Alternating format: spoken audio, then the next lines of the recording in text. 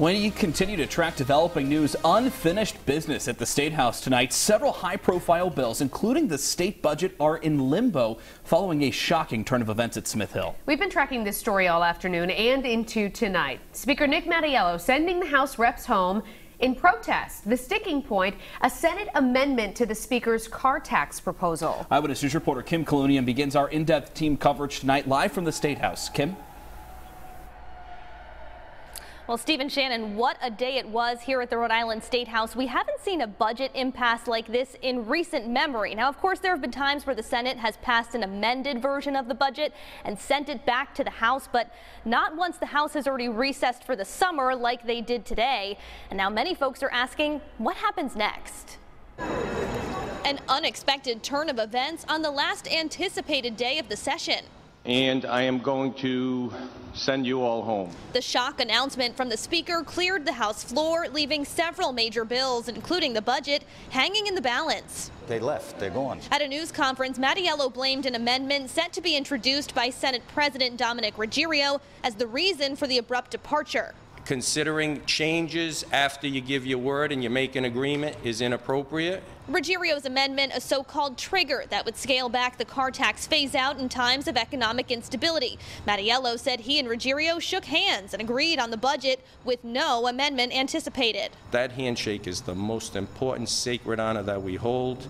And, you know, I'm not going to characterize, but I'm troubled when I can't rely on the handshake. I don't have any handshake. There are 30 votes in the affirmative, 5 in the negative, and the act as amended passes. Ruggiero's chamber went on to pass the amended version of the budget, kicking it back to the House. And it's up to them to deal with it. But Mattiello says they have no plans to come back, leaving the state to run on last year's budget indefinitely. I really have no opinion as to what they did today. If the shoe was on the other foot, I certainly would have not walked out.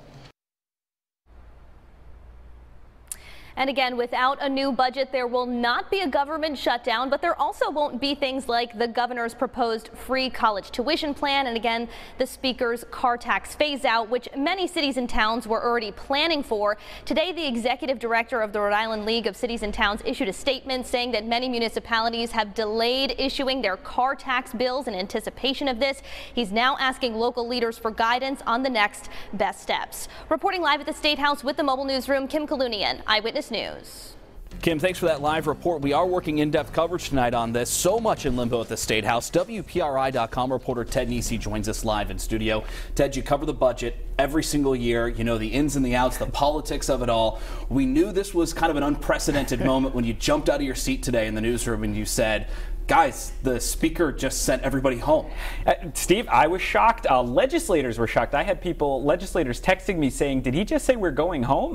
That's how surprising today's events were. I talked to people, veterans of the State House who've been up there for many years, seen a lot of things. They said this was one of the craziest days up there, possibly in decades. And this comes down basically now to a war between the Senate and the House, the two chambers. That's right. I mean, on the House side, they think they have the better of the argument. As you heard there in Kim's package, Speaker Mattiello, historically, the Senate does not change the budget after the House passes it. Speaker Mattiello thinks he had Senate President Ruggiero's word that the Senate would not change anything in the budget than he planned to. And the Speaker said, nope, broke the deal, I'm going home. On the Senate side, they think Mattiello refused to compromise with them on the car tax, leaving them no choice but to amend the bill. And they're also frustrated by some of the House's actions on high-profile bills like the paid sick days legislation we've been reporting on.